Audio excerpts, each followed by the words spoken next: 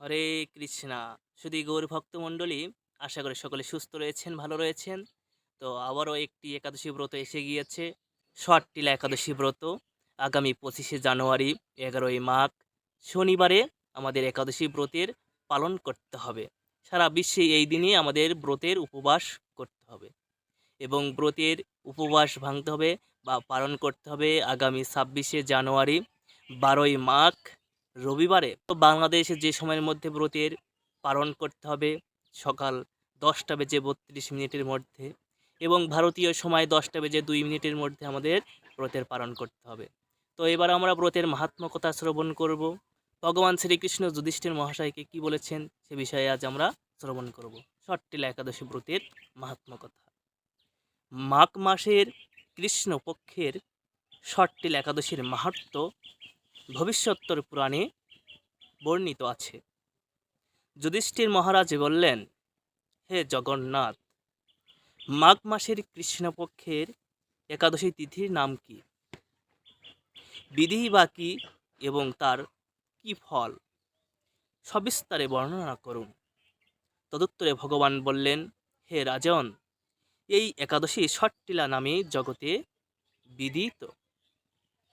এক সময় দালভ্য ঋষি মুনিশ্রেষ্ঠ পুলস্তকে জিজ্ঞাসা করলেন, মর্তলোকে মানুষেরা ব্রহ্মহত্যা, গোহত্যা, অন্যের সম্পদ হরণ আদি পাপ কর্ম দ্বারা নরকে গমন করে, যাতে তারা নরক গতি থেকে রক্ষা পায়, তা যথাযথভাবে আমাকে উপদেশ করুন। অনায়াসে সাধন করা যায় এমন কোনো কাজের মাধ্যমে যদি তাদের এই পাপ থেকে উদ্ধারের কোনো উপায় থাকে, তবে তা বলুন। ঋষি পুলস্ত বললেন, হে মহাভাগ, তুমি একটি গোপনীয় উত্তম বিষয়ের প্রশ্ন করেছ। মাঘ মাসে শুচি, জিতেন্দ্রিয়, কাম, ক্রোধ আদি শূন্য হয়ে স্নানের পর সর্বদেবেশ্বর শ্রীকৃষ্ণের পূজা করবে। পূজাতে কোনো বিঘ্ন ঘটলে কৃষ্ণ নাম স্মরণ করবে। রাত্রিতে অর্চনান্তে হোম করবে। তারপর চন্দন, অগুরু, কর্পূর ও শর্করা প্রভৃতি দ্বারা নৈবেদ্য প্রস্তুত করে ভগবানকে নিবেদন করবে। কুষ্মাণ্ডু, নারকেল অথবা 100 গুবাক দিয়ে অর্ঘ্য প্রদান করবে। কৃষ্ণ কৃষ্ণ কৃপালু স্তম গতির ভব ইত্যাদি মন্ত্রে শ্রীকৃষ্ণের পূজা করতে হয়। কৃষ্ণ আমার প্রতি প্রীত হন বলে যথাশক্তি ব্রাহ্মণকে জলপূর্ণ কলস, ছত্র, বস্ত্র, পাদুকা, গাভী ও তিল দান করবে। স্নান দানাদি কার্যে কালো তিল অত্যন্ত শুভ। হে দ্বিজোত্তম, ওই প্রদত্ত তিল থেকে পুনরায় যে তিল উৎপন্ন হয়, তত বছর ধরে দানকারী স্বর্গলোকে বাস করে। তিল দ্বারা স্নান, তিল শরীরে ধারণ, তিল জলে তিল জলে মিশিয়ে তা দিয়ে তর্পণ, তিল ভোজন এবং তিল দান, এই 6 প্রকার বিধানে সর্বপাপ বিনষ্ট হয়ে থাকে। এই জন্য এই একাদশীর নাম ষট্টিলা একাদশী ব্রত। হে যুধিষ্ঠির, এক সময় নারদ এই ষট্টিলা একাদশীর ফল ও ইতিহাস সম্পর্কে জানতে চাইলে যে কাহিনী আমি বলেছিলাম তা এখন তোমার কাছে বর্ণনা করছি। পুরাকালে মর্তলোকে এক ব্রাহ্মণী বাস করত। সে প্রত্যহ ব্রতে আচরণ ও দেব পূজা পরায়ণা ছিল। উপবাস ক্রমে তার শরীর অত্যন্ত ক্ষীণ হয়ে গিয়েছিল। সেই মহাসতী ব্রাহ্মণী অন্যের কাছ থেকে দ্রব্যাদি গ্রহণ করে দেবতা, ব্রাহ্মণ, কুমারীদের ভক্তি ভরে দান করত, কিন্তু কখনো ভিক্ষুকে ভিক্ষা দান ও ব্রাহ্মণকে অন্নদান করেননি। এইভাবে বহু বছর অতিক্রান্ত হলো। আমি চিন্তা করলাম, কষ্টসাধ্য বিভিন্ন ব্রত করার ফলে এই ব্রাহ্মণীর শরীরটা শুকিয়ে যাচ্ছে। সে যথাযথভাবে বৈষ্ণবদের অর্চনা করেছে, কিন্তু তাদের পরিতৃপ্তির জন্য কখনো অন্নদান করেনি।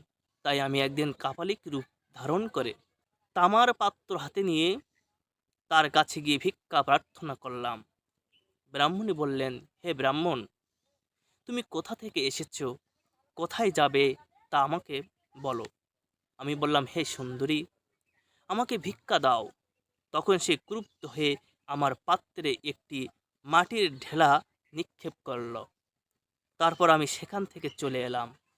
বহুকাল পরে সেই ব্রাহ্মণী ব্রত প্রভাবে সশরীরে স্বর্গে গমন করল। মাটির ঢেলা দানের ফলে একটি মনোরম গৃহ সে প্রাপ্ত হলো। কিন্তু হে নারদ, সেখানে কোনো ধান ও চাল কিছুই ছিল না। গৃহশূন্য দেখে মহাক্রোধে সে আমার কাছে এসে বলল, আমি ব্রত, কৃচ্ছ সাধন ও উপবাসের মাধ্যমে নারায়ণের আরাধনা করছি। এখন হে জনার্দন, আমার গৃহে কিছুই দেখছে না কেন? হে নারদ, তখন আমি তাকে বললাম, তুমি নিজ গৃহে দরজা বন্ধ করে বসে থাকো। মর্তলোকের মানবী সশরীরে স্বর্গে এসেছে শুনি দেবতাদের পত্নীরা তোমাকে দেখতে আসবে, কিন্তু তুমি দরজা খুলবে না। তুমি তাদের কাছে শটতিলা ব্রতের পূর্ণ ফল বর্ণনা করবে। যদি তারা সেই ফল প্রদানে রাজি হয় তবেই দরজা খুলবে। এরপরে দেবপত্নীরা সেখানে এসে তার দর্শন প্রার্থনা করল। শটটিলা ব্রতের ফল পেলেই কেবল সেই মানবী দর্শন দেবেন, যিনি তাদের মধ্যে এক। দেবপত্নী তার শটটিলা ব্রতজনিত পূর্ণফল তাকে প্রদান করল।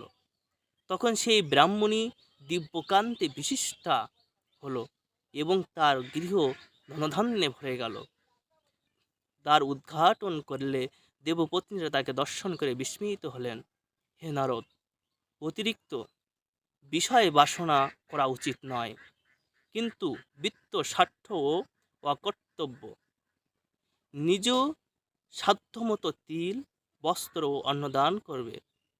শটটিলা ব্রতের প্রভাবে দারিদ্রতা, শারীরিক কষ্ট, দুর্ভাগ্য প্রভৃতি বিনষ্ট হয়।